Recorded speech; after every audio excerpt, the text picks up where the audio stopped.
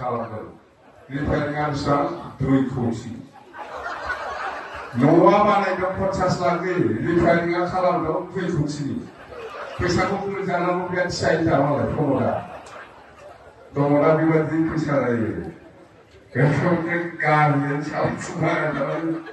मेसिनजों फैसा थाङो फैसा जानाय बुद्धिया बेबायदि न'आ बानायदों 50 लाखनि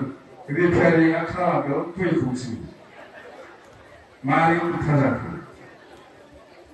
फैसाखौ बेबायदि जाहैबाय जायखिजाया बयबो मिथिगौ बै गलागारियाव नायगिरो जायखिया रिपेयारिंआ माबायदि बानायदों सना हिराफोर लगायफादों खेल खालामनांगोन बबेबा गाजोलफ्रा सना हिराफोरनि जानो हागौ ना नङा होमबा ओंखायनो दामा बारा जागोन दा बेबायदि दा जायखिजाया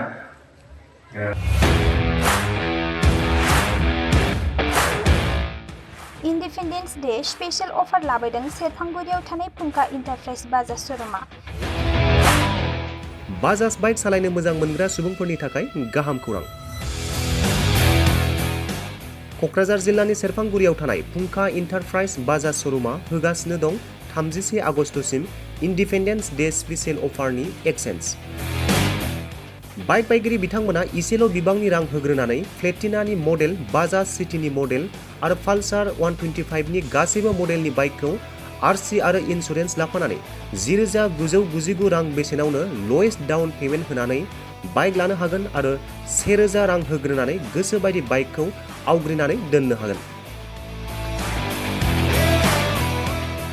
सेरफांगुरि फुंखा इन्टारप्राइज बाजाज श'रुमजों लोगोसे सराइबिल फुंखा इन्टारप्राइज बाजाज श'रुमावबो बाइक बायगिरि बिथांमोना खुंफुंजानाय इन्डिपेन्डेन्स डे स्पेशल अफार लोगोसे एक्सेन्जआव फैनानै नोंथांमोननि बाजाजनि बाइकखौ लांफैनो हागोन। सेरफांगुरि फुंखा इन्टारप्राइज बाजाज श'रुमा नोंथांमोननो लोगोसे मोजां अफारबो लाबोदों। बेफोरनो जाबाय 5 लिटार पेट्रल फ्रि, गंसे हेलमेट फ्रि, केस होनानै बाइक बायगिरिफोरनो 1,000 रां केशबेक हरफिननाय जागोन। आबुङै मिथिबावनो थाखाय 9395303476 9101547892 जानबुं नम्बराव खौरां लाहरनो हागोन।